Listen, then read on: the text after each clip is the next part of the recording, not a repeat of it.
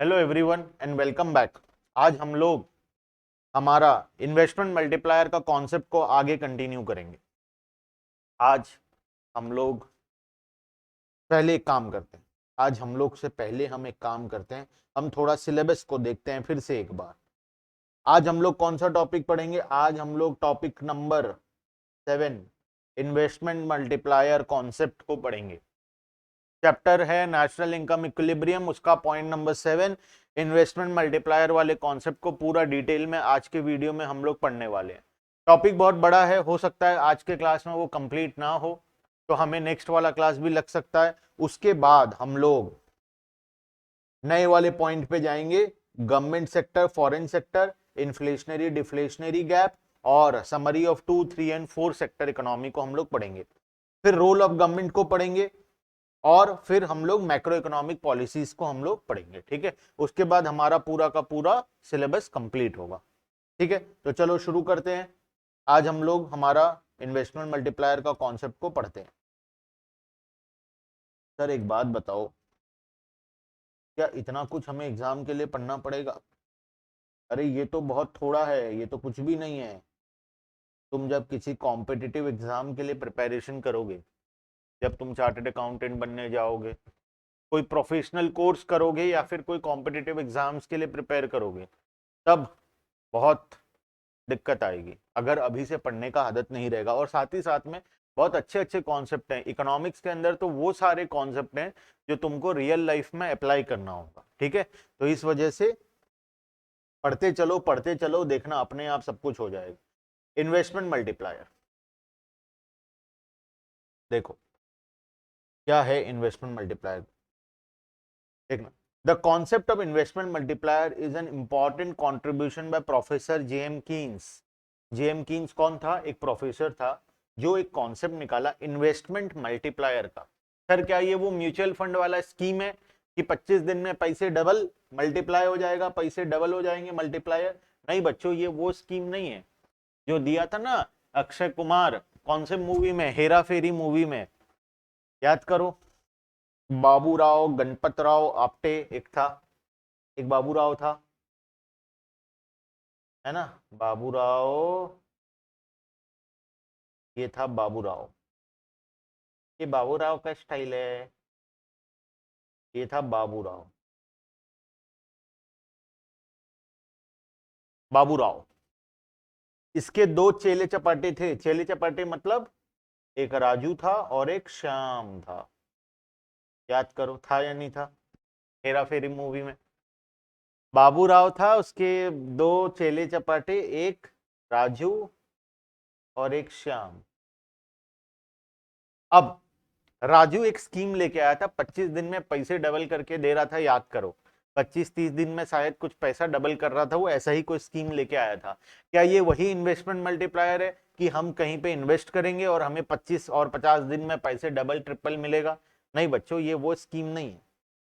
हम इकोनॉमिक्स में investment multiplier का कॉन्सेप्ट को फॉलो करते हैं। इन्वेस्टमेंट मल्टीप्लायर का कॉन्सेप्ट मतलब, हमारा कहना यह है कि अगर, ध्यान से सुनना आप, अगर हम इन्वेस्ट करेंगे तो इनकम बढ़ेगा। हाँ सर, ये कौन सा नया बात बताए? नहीं, मैं कोई नया बात तो नहीं बताया, लेकिन यहां पे कॉन्सेप्ट थोड़ा सा अलग है। क्या है कॉन्सेप्ट? ध्यान से सुनना। हम जब भी इन्वेस्टमेंट करेंगे उसके वजह से हमारे इनकम में मल्टीपल टाइम्स ग्रोथ आएगा। Multiple times, yes multiple times, because इसके पीछे कॉन्सेप्ट काम करता है। मैं अगर कोई एक्सपेंडिचर कर रहा हूं तो वो किसी ना किसी के लिए तो इनकम होगा। जैसे मेरा दोस्त छोटा पंडित, याद करो मेरा दोस्त था छोटा पंडित, छोटा पंडित। ये छोटा पंडित क्या किया? छोटा पंडित बहुत पैसे कमा लिया, ये पैसे को लेकर कहां गया? बार्बर के पास गया। हालांकि इसके बाल उतने ज्यादा थे नहीं, लेकिन फिर भी ये बार्बर के पास चला गया, बाल साइज कर दो, दाढ़ी मूछा साइज कर दो बोल के। ठीक है, दाढ़ी मूछा साइज करवाने और बाल साइज करवाने चला गया किसके पास? बार्बर के पास, मतलब सैलून चला गया। अब सैलून वाले ने इसका काम कर दिया, इसके बदले में ये सैलून वाले को कितना रुपए दे आया? 200 रुपए दे आया है सर। 200 रुपए ये तो बहुत ज्यादा होते हैं। हाँ मान लेते हैं ये कोई बड़े सैलून में गया था और वहां पर बहुत कॉस्टली था और 200 रुपए दे आया। तो तुम्हें क्या लगता है ये 200 रुपए क्या सैलून वाले का इनकम है? हाँ सर सैलून वाले का इनकम ही है। तो इसके लिए जो चीज एक्सपेंडिचर है वो सैलून वाले के लिए इनकम बन गया। तो उसी तरीके से इकोनॉमी में हर एक कॉन्सेप्ट काम करता है। एक इंसान का खर्चा किसी और के लिए वो क्या होता है? इनकम होता है। जब भी हम किसी को पेमेंट करते हैं अगर वो हमारे लिए एक्सपेंडिचर है तो वो सामने वाले के लिए क्या होगा? इनकम होगा। जैसे हम अगर किसी दुकानदार से सामान खरीदे, तुम बोलोगे दुकानदार के केस में कैसे होगा सर? ये मान लो दुकानदार था, ये दुकानदार किसका था? पंडित का। याद करो, पंडित दुकान खोला था किराने का, छोटा सा राशन शॉप खोला था, बहुत सारा सामान रखा था पंडित। अब मैं गया पंडित के पास, हालांकि ये मेरा दोस्त है, मेरे से पैसे लेगा नहीं, लेकिन फिर भी मान लो कि मेरे से पैसे ले लिया, मैं इसको 100 रुपए दे दिए, ये उसके बदले में मुझे क्या दे दिया? बिस्किट का पैकेट दे दिया। क्या ये 100 रुपए छोटा पंडित के लिए इनकम है? छोटा पंडित, छोटा पंडित क्या नाम दिए थे हम लोग? छोटा पंडित राशन शॉप, छोटा पंडित जनरल स्टोर, जनरल स्टोर, छोटा पंडित जनरल स्टोर। अब क्या ये 100 रुपए इस पंडित के लिए इनकम है? सर ये 100 रुपए तो पंडित के लिए इनकम नहीं है, क्योंकि छोटा पंडित क्या करेगा? छोटा पंडित ये बिस्किट किसी से तो खरीद के लाएगा। तो मान लेते हैं, तुम्हारा बात मान लेते हैं, छोटा पंडित क्या किया? कंपनी से, ये ब्रिटानिया कंपनी है, ब्रिटानिया कंपनी से बिस्किट खरीद के लाया। कितने रुपए का लेके आया? 90 रुपए पे कर दिया और उसके बदले में ये बिस्किट ले आया। तो क्या छोटा पंडित का इनकम 10 रुपए हुआ या नहीं हुआ? 90 में खरीद के लाया, 100 में मेरे को बेच दिया, इनकम कितना हो गया? 10 रुपए का। अब ब्रिटानिया कंपनी के लिए क्या 90 रुपए का इनकम हो गया? नहीं सर, ब्रिटानिया कंपनी के लिए कैसे इनकम हो गया? ब्रिटानिया कंपनी जब बिस्किट मैन्युफैक्चर किया होगा तो लेबर को पेमेंट किया होगा, तब रॉ मटेरियल खरीदा होगा, तब इलेक्ट्रिसिटी का पेमेंट किया होगा, तब अदर एक्सपेंसेस भी पेमेंट किया होगा।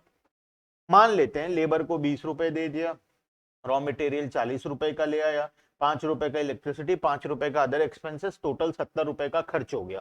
तो क्या ब्रिटानिया कंपनी के लिए 20 रुपए का प्रॉफिट हुआ या नहीं हुआ? हाँ सर, ब्रिटानिया के लिए तो 20 रुपए का प्रॉफिट हो गया। अब उसके बाद फिर आगे चलते, क्या ये लेबर के लिए 20 रुपए इनकम है या नहीं है? है सर। रॉ मटेरियल वाले के लिए, उसके लिए 40 रुपए का इनकम है, इलेक्ट्रिसिटी वालों के लिए 5 रुपए का इनकम है, और अदर एक्सपेंसेस वालों के लिए भी 5 रुपए का इनकम है। मतलब अगर तुम चेन इफेक्ट देखोगे तो चेन इफेक्ट कुछ ऐसा होता है कि हम जब भी कोई भी खर्च करते हैं तो वो किसी ना किसी के लिए तो इनकम बनता ही बनता है, चाहे वो इमीडिएटली दुकानदार के लिए बने, या फिर कंपनी के लिए बने, या फिर कंपनी जिनसे रॉ मटेरियल और बाकी सामान खरीद रहा है उनके लिए बने, किसी ना किसी के लिए तो इनकम बनेगा ही बनेगा। इसको बोलते हैं हम लोग इन्वेस्टमेंट मल्टीप्लायर।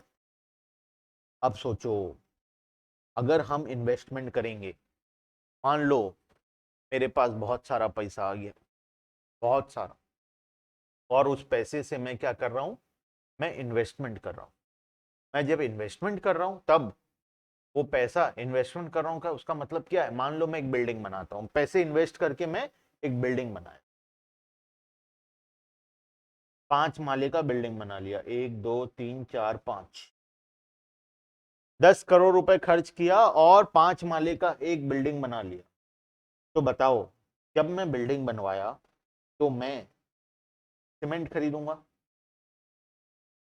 रॉड खरीदूंगा, स्टील खरीदूंगा, लेबर पेमेंट दूंगा, एक्सेट्रा एक्सेट्रा, और बहुत सारे काम करवाऊंगा। तो मैं जब ये लोगों को पेमेंट दूंगा तो क्या ये सीमेंट वाली कंपनी के लिए प्रॉफिट नहीं है? क्या ये रॉड और स्टील मैन्युफैक्चरिंग कंपनी के लिए प्रॉफिट नहीं है? क्या लेबर के लिए ये इनकम नहीं है? तो इस प्रकार से मेरा पूरा का पूरा 10 करोड़ रुपए इनके लिए क्या बन जाएगा? इनकम बन जाएगा। अब बात यहां कंप्लीट नहीं हुआ, 10 करोड़ तो इनकम बनेगा ही बनेगा। अब सोचो, अब सोचो जरा, मैं 10 करोड़ रुपए का बिल्डिंग बनाया था, मान लेते हैं इस 10 करोड़ रुपए का बिल्डिंग में से मैं 2 करोड़ रुपए लेबर को पेमेंट, बहुत सारे लेबर से काम करवाया बिल्डिंग बनाने का और वो लोगों को 2 करोड़ रुपए पे कर दिया, तो ये 2 करोड़ रुपए तो लेबर के लिए इनकम है ही है। अब लेबर इस 2 करोड़ रुपए का क्या करेगा, मतलब अभी तक इकोनॉमी में इनकम का जनरेशन कितना हुआ, मैं जब 10 करोड़ का बिल्डिंग बनाया उसमें से 2 करोड़ लेबर को पेमेंट किया, तो 2 करोड़ का तो इनकम इकोनॉमी में, ओवरऑल इंडियन इकोनॉमी में 2 करोड़ रुपए का इनकम जनरेट हो गया। ठीक है, और भी इनकम जनरेट हुआ 8 करोड़ का, जो मैं जिससे रॉ मटेरियल खरीदूंगा वो लोगों के लिए इनकम हुआ होगा, तो मैं सिर्फ 2 करोड़ का बात कर रहा हूं अभी, तो 2 करोड़ का जो लेबर को पेमेंट किया था वो 2 करोड़ तो इनकम जनरेशन हो ही गया है।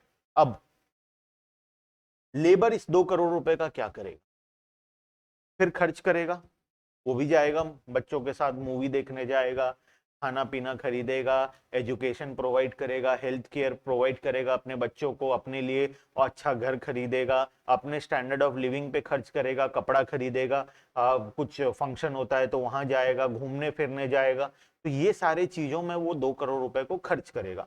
जब ये 2 करोड़ रुपए में से सभी पैसे को एक्सपेंडिचर करेगा, तुम्हें नहीं लगता ये जिन दुकान से सारा सामान खरीदेगा वो दुकानदारों के लिए फिर से वो इनकम बन गया है? सर ये तो सही बात है, मतलब ये तो मस्त स्कीम चल रहा है। 10 करोड़ रुपए में 2 करोड़ रुपए अगर आप लेबर को पेमेंट किए तो 2 करोड़ में से 2 करोड़ का तो इनकम जनरेशन हो ही गया। उसके बाद जब वो 2 करोड़ रुपए लेबर फिर से खर्च करेगा तो फिर से जिस दुकान से सामान खरीदेगा वो दुकानदार के लिए वो फिर से इनकम बन गया। अब सोचो यहां पे फिर से बात कंप्लीट नहीं हुआ, मान लेते हैं इन 2 करोड़ रुपए से लेबर क्या करेगा, लेबर सामान खरीद ले, एक राशन दुकान से सामान खरीद लेगा 2 करोड़ का, तो ये 2 करोड़ रुपए राशन दुकान वाले के लिए इनकम हो गया। अब बात यहां कंप्लीट नहीं हुआ, राशन दुकान वाला इन 2 करोड़ रुपए का क्या करेगा, वो फिर अपने बच्चों को अच्छे स्कूल में पढ़ाएगा, एजुकेशन देगा, हेल्थ केयर देगा, खाने पीने का सामान खरीदेगा, कपड़े खरीदेगा, बच्चों को घुमाने ले जाएगा, सारा काम करेगा। तो अगेन फिर से जब ये दुकान वाला उस पैसे को खर्च करेगा तो फिर से जहां से सामान खरीदेगा उनके लिए ये फिर से इनकम बन जाएगा। तो क्या सर ये ऐसा चलता रहेगा? हाँ, ये ऐसा ही चलता रहेगा। तो सर ये कब तक ऐसा चलता रहेगा? ये तब तक ऐसा चलता रहेगा जब तक इनकम अमाउंट जीरो नहीं हो जाता। जैसे मैं अभी एक एग्जांपल लूं, मान लो, देखो इनकम अमाउंट कैसे जीरो होगा, बहुत ध्यान से सुनना, पूरा का पूरा इन्वेस्टमेंट मल्टीप्लायर का कॉन्सेप्ट को मैं यहां पे समझा रहा हूं एक बार में एक एग्जांपल में, पूरे ध्यान से सुनेंगे, ठीक है? सीरियसली पढ़ाई करना बहुत इंपॉर्टेंट है और सीरियसली हम लोग पढ़ाई करेंगे। तुम ये मत समझना कि हम कोई यूट्यूबर हैं और यूट्यूब में मस्त मस्त वीडियो डाल देंगे व्यूज के लिए, हमारा ऑब्जेक्टिव वो नहीं है। हमारा ऑब्जेक्टिव है अच्छे क्वालिटी का एजुकेशन हर एक बच्चे तक पहुंचना चाहिए। और बीकॉम के कैटेगरी में हम बोल रहे हैं ऑल ओवर इंडिया में कोई भी वैसा टीचर हमें हमारे नजर में नहीं है जो कि बच्चों के लिए मेहनत कर रहा हो। और बीकॉम लेवल में एजुकेशन के केसेस में बहुत प्रॉब्लम है, बीकॉम के बच्चे इधर उधर भटकते रहते हैं नोट्स के लिए, क्लासेस के लिए, वो लोग एग्जाम के टाइम पे नोट्स जुगाड़ करते हैं। क्या हम इसलिए एडमिशन लिए हैं बीकॉम में कि हम एग्जाम के टाइम नोट्स जुगाड़ करके पढ़ लेंगे और जैसे तैसे पास हो जाएंगे? क्या ये हमारा ऑब्जेक्टिव था जीवन में? अगर ये ऑब्जेक्टिव है तो बीकॉम भी मत करो। बीकॉम क्या डिग्री के लिए, शादी के लिए कर रहे हो कि बायोडाटा में लिखेंगे हमारा बच्चा बीकॉम पढ़ा हुआ है या हम बीकॉम पढ़े हुए हैं? नालायकों, थोड़ा सा अपने आप को सुधारो। हम लोगों को पढ़ाई इसलिए करना है ताकि उस पढ़ाई के बेसिस पे हम कुछ कर पाए जीवन में, और जीवन में तुम बहुत बेटर पोजीशन में हो ऑलरेडी, और यहाँ से बहुत अच्छे पोजीशन में तुम अपने आप को और अपने फैमिली को ले जा सकते हो, वो भी सिर्फ एजुकेशन के माध्यम से। अगर तुम्हारे पास फैमिली में बहुत ज़्यादा पैसा नहीं है, बहुत ज़्यादा प्रॉपर्टीज नहीं है, तो कोई दिक्कत वाली बात नहीं है। बहुत लोगों के पास नहीं होता है, हमारे पास भी नहीं है, किसी के पास, बहुत कम लोग हैं जो लोग गोल्डन स्पून में पैदा होते हैं। गोल्डन स्पून मतलब जिनके पास ऑलरेडी बहुत कुछ होता है, लेकिन वो होना इनफ नहीं होता जीवन में। हमें हमारे बलबूते पे कुछ करके दिखाना, ठीक है? और वो एक एजुकेशन ऐसा माध्यम है जो, हाँ एक्सेप्शनली कुछ बच्चे होते हैं किसी में सिंगिंग का टैलेंट होगा, किसी में स्विमिंग का होगा, किसी में क्रिकेट का होगा, किसी में, अगर एक्सेप्शनली तुम टैलेंटेड हो तो फिर तुम उस लाइन पे मेहनत करो और तुम्हें 110% सक्सेस मिलेगा। लेकिन अगर तुम एक्सेप्शनली टैलेंटेड नहीं हो तो एजुकेशन के साथ साथ तुम्हें जो करना है तुम कर सकते हो। तुम्हें क्रिकेट खेलना पसंद है, तुम खेलो क्रिकेट, लेकिन साथ में एजुकेशन हमेशा करते रहना। हम एवरीडे वीडियोस अपलोड करते हैं यूट्यूब चैनल में बीकॉम के बच्चों के लिए, और तुम्हारे लिए तो पूरा का पूरा फ्री है सिलेबस। एवरीडे आधी घंटा 1 घंटा रात को बैठ के क्लास कर लो जब तुम्हें अच्छा लगे। सुबह सुबह एक काम करो ना, उठ जाओ 5-6 बजे जब उठते हो और क्लास करके नक्की कर लो, तुम्हारा दिन भर का शेड्यूल फ्री हो गया। उसके बाद जो करना है करो, या फिर अगर तुम रात को पढ़ने वाले इंसान हो तो दिन भर अपना जो जो काम करना है करो, लेकिन 10 बजे बैठ जाओ लेके पढ़ाई करने के लिए। 10 से 12 1 बजे तक पढ़ लो 2-3 घंटा, बस काम खत्म। तुम्हारा बीकॉम का काम तो हो जाएगा। साथ में जो भी तुम कर रहे हो, अगर कोई सीए कर रहा है, कोई कुछ और कर रहा है या कुछ और कर रहा है, जो भी जो जीवन में कर रहा है, दिन भर टाइम में करो तुम आराम से। एक अपना फिक्स शेड्यूल बनाओ कि हमें इस शेड्यूल में बैठ के पढ़ाई करना है, और चाहे कुछ भी हो जाए वो पढ़ाई करना है। एवरी डे का टारगेट रखो कि एवरी डे मुझे बीकॉम का पढ़ाई 1 से 2 घंटा करना है, और चाहे कुछ भी हो जाए वो 1-2 घंटा हमें पढ़ना ही है। अगर तुम्हें रात में कंफर्टेबल है तो रात में पढ़ो। ये सब बड़े बड़े मोटिवेशनल स्पीकर का बात छोड़ो कि सुबह उठ जाने से बहुत कुछ हो जाता है, रात को नहीं सोने से, या रात को जल्दी सोया करो, सुबह 4 बजे उठ जाया करो, ये सब फालतू की बातें लगती है मुझे। अगर तुम कर सकते हो तो अच्छी बात है, वो भी ट्राई करके देख लो। लेकिन अगर तुमसे नहीं होता है तो अननेसेसरी प्रेशर मत डालो अपने ऊपर। कोई भी टाइम पे पढ़ो, लेकिन पढ़ो, बस वही इंपॉर्टेंट है। जब तुम्हें कंफर्टेबल है, तुम्हें लगता है कि रात को 3 बजे उठ के तुम 5 बजे तक पढ़ के तुम फिर सोना चाहते हो तो तुम वो कर लो। तुम्हें मॉर्निंग पसंद है, मॉर्निंग पढ़ लो। तुम्हें रात को 2 बजे पढ़ना पसंद है, 1 बजे पढ़ना पसंद है, तुम रात को 1 बजे पढ़ो, लेकिन पढ़ लो, बस बात वही है। ठीक है, चलो। आधा जिंदगी तो मोटिवेशनल स्पीकर खराब करके रखे हैं बच्चों को। वो लोग ऐसे ऐसे टारगेट्स देते हैं। हाँ, कुछ मोटिवेशनल स्पीकर्स बहुत अच्छे हैं, लेकिन कुछ मोटिवेशनल स्पीकर्स ऐसी ऐसी बातें बता देते हैं, बच्चा वही करने के चक्कर में पड़ा पड़ा रह जाता है और वो कर नहीं पाता है। ठीक है, तो बड़ा दिक्कत हो जाता है। ठीक है, और वो उसको लगता है नहीं मेरे से कुछ नहीं हो रहा, मैं ये नहीं कर पा रहा, वो नहीं कर पा रहा। अरे तुम में बहुत काबिलियत है, तुम आराम से कर सकते हो, कोई दिक्कत नहीं है। बस एक तरीका अपनाओ जीवन में कि हमें ये करना है, और वो जो अपने आप से प्रॉमिस किए हो बस उसे फुलफिल करो, बस हो गया।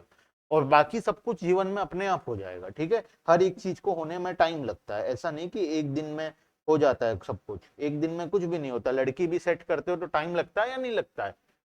हाँ, जो लड़की के पीछे तुम पढ़ते हो, या लड़कियों लड़कों के पीछे जब पढ़ते हो तो सेट होने में टाइम लगता है कि बस देखे और सेट हो गया 5 मिनट के अंदर? ऐसा कभी नहीं होता है जीवन में। ठीक है, तो पढ़ाई लिखाई में ध्यान दो, धीरे धीरे सब कुछ होगा जीवन में। ठीक है, चलो अब आ जाओ पढ़ने। अब मैं एक एग्जांपल लेके पूरा संभालूंगा, समझाऊंगा। देखो क्या एग्जांपल है, देखना। इन्वेस्टमेंट मल्टीप्लायर का कॉन्सेप्ट को देखेंगे, किस प्रकार से ये प्रोसेस कब जाके स्टॉप होगा। मिस्टर ए 100 रुपए का इनकम किया, उसमें से क्या ये 100 रुपए पूरा खर्च कर देगा? ऑब्वियसली नहीं, कुछ सेविंग करेगा, कुछ खर्च करेगा। मान लो 90 रुपीज एक्सपेंडिचर कर दिया और 10 रुपए सेविंग कर लिया। ये जो 90 रुपए एक्सपेंडिचर किया, ये किसी मिस्टर बी का इनकम बना होगा, इनकम बना होगा मिस्टर बी का 90, या बी सी डी ई बहुत सारे लोगों का मिलके बना होगा। मैं मान लेता हूं सारा इनकम मिस्टर बी का बन गया, किसी एक इंसान का बन गया, ऐसा एजम्पशन ले रहे हैं हम लोग। ठीक है, तो ये क्या 90 रुपीज मिस्टर बी का इनकम हुआ तो क्या वो 90 रुपीज पूरा खर्च कर देगा? ऑब्वियसली नहीं। तो ये मान लो एक्सपेंडिचर कर दिया 90 में से 80 रुपीज, और सेविंग्स कर लिया 10 रुपए। 10 रुपए का सेविंग कर लिया, एक्सपेंडिचर कर लिया 80, बन गया 90। ये जो एक्सपेंडिचर किया ये मिस्टर सी का इनकम बना होगा, 80 रुपए का इनकम हो गया। क्या सी पूरा एक्सपेंडिचर कर लेगा? नहीं, तो कुछ एक्सपेंडिचर करेगा, कुछ सेविंग करेगा। कितना एक्सपेंडिचर कर लो? मान लो 70 रुपए, सेविंग कर लिया 10 रुपए। तो ये चेन इस प्रकार से कंटिन्यू होता रहेगा, होता रहेगा, होता रहेगा। कब तक होता रहेगा? जब तक एक्सपेंडिचर देखो धीरे धीरे कम हो रहा ना, 90 से 80, 80 से 70, 70 से 60, 50, 40, 30, 20, 1, 0, यहाँ पे आके 0 हो जाएगा। और वहां पे इन्वेस्टमेंट मल्टीप्लायर का कॉन्सेप्ट स्टॉप हो जाएगा। और वहां पे हम अगर टोटल काउंट करेंगे तो देखो 100 रुपए का इनकम की वजह से कितने रुपए का इनकम जनरेशन हुआ, या 100 रुपए का इन्वेस्टमेंट के वजह से इनकम कितना जनरेट हुआ। इनकम यहाँ पे हो गया 90, यहाँ पे 80, यहाँ पे 70, 60, 50, 40, 30, 20, 10, 0, मतलब अगर सबको ऐड कर दें तो ऑन एन एवरेज 100 रुपए का इन्वेस्टमेंट पे 1000 रुपए का इनकम जनरेट हो जाएगा। ये ऐसा फिक्स नहीं है, ये रेशियो डिपेंड करता है, बार बार चेंज होता है। क्यों चेंज होता है, कैसे चेंज होता है, फॉर्मूला है, हम लोग पढ़ेंगे। अभी के लिए मान के चलो, अगर 100 रुपए इन्वेस्ट हो रहा है तो उसके वजह से ओवरऑल इंडियन इकोनॉमी के अंदर में कितना रुपए का इनकम जनरेशन होगा, 1000 रुपए से ज्यादा का इनकम जनरेशन हो जाएगा। ठीक है, तो ये कॉन्सेप्ट को हम लोग बोलते हैं इन्वेस्टमेंट मल्टीप्लायर का कॉन्सेप्ट। और इसके अंदर अब हम फॉर्मूला लगा के कैलकुलेट करेंगे कि किस प्रकार से ये कॉन्सेप्ट पूरा रियलिटी में, रियल लाइफ में काम करता है। बात समझ में आ गया। ये कोई वो चिटफंड स्कीम नहीं है कि 100 रुपए डालो और 1000 रुपए मिल जाएगा तुम्हें 2 महीने के बाद, 3 महीने बाद। ये वो स्कीम नहीं है। ये इकोनॉमी में ऐसा होता है, हम जब भी कोई इन्वेस्टमेंट करते हैं, वो इन्वेस्टमेंट की वजह से इकोनॉमी में मल्टीपल टाइम्स इनकम का जनरेशन होता है। ठीक है, और बहुत लोगों को उससे फायदा होता है। ऐसा नहीं कि हम इन्वेस्टमेंट किए तो सिर्फ हमें फायदा होगा, उसका फायदा बहुत लोगों को होता है, और बहुत सारे लोगों के इनकम में ग्रोथ आता है। हर लोग उससे पैसा कमाते हैं, बहुत सारे लोग कमाते हैं। ठीक है, तुम जिससे सीमेंट खरीदो, मान लो बिल्डिंग बनाए हो, तो आर्किटेक्ट को जो पेमेंट करोगे तो आर्किटेक्ट का इनकम हो गया। जिससे सीमेंट खरीदोगे, सीमेंट दुकान वाले का इनकम होगा। जिससे रॉड खरीदोगे और स्टील खरीदोगे, उसका इनकम होगा। जिससे तुम लेबर से काम कराओगे, वो लेबर का इनकम हो जाएगा। तो इस प्रकार से हर एक लोग, इंसान का उससे इनकम होगा। फिर वो लोग उस पैसे को जब खर्च करेंगे, जो इनकम हुआ है, आर्किटेक्ट क्या पैसे को घर में रख के सोएगा, वो भी तो खर्च करेगा। तो वो जब खर्च करेगा तो फिर से वो किसी ना किसी दुकानदार का इनकम बनेगा। ये सब जो इनकम जनरेट हो रहा है, ये किसके वजह से हो रहा है, ये तुम्हारी वजह से हो रहा है। बिकॉज तुम लोगों ने पहले कंस्ट्रक्शन किया, वहां से पहला इन्वेस्टमेंट के वजह से इनकम का जनरेशन का प्रोसेस शुरू हुआ, और उस प्रोसेस के वजह से आर्किटेक्चर का इनकम हुआ। फिर आर्किटेक्चर ने खर्च किया। अगर आर्किटेक्चर का इनकम नहीं होता, आर्किटेक्ट का इनकम नहीं होता, तो क्या वो आगे खर्च करता? ऑब्वियसली नहीं कर पाता। तो आर्किटेक्ट का इनकम हुआ, इसलिए वो आगे फिर खर्च किया, और वो जब फिर खर्च किया तो फिर से वो किसी दुकानदार का इनकम बना। और जब वो फिर खर्च करेगा, दुकानदार भी तो पैसा खर्च करेगा, तो जब वो फिर खर्च करेगा तो वो फिर किसी ना किसी का इनकम बन जाएगा। तो इस प्रकार से ये प्रोसेस चलता जाएगा, चलता जाएगा, चलता जाएगा, जब तक एक्सपेंडिचर जीरो ना हो जाए। बात समझ में आया सर? थोड़ा थोड़ा तो समझ में आया, डिटेल में और समझने का जरूरत है। देखो, डिटेल में और समझने का जरूरत है, तो अब आ जाते हैं बुक के अंदर में। बुक में देखो इन्वेस्टमेंट मल्टीप्लायर का क्या कॉन्सेप्ट लिखा हुआ है। कीन्स बिलीव दैट, कीन्स मतलब एक ऑथर था, बहुत बड़ा प्रोफेसर था। Keynes believe that initial increment in investment increases the final income by many times. Multiplier expresses the relationship between an increment initial increment in investment and the resulting increase in aggregate income. This is the definition of multiplier.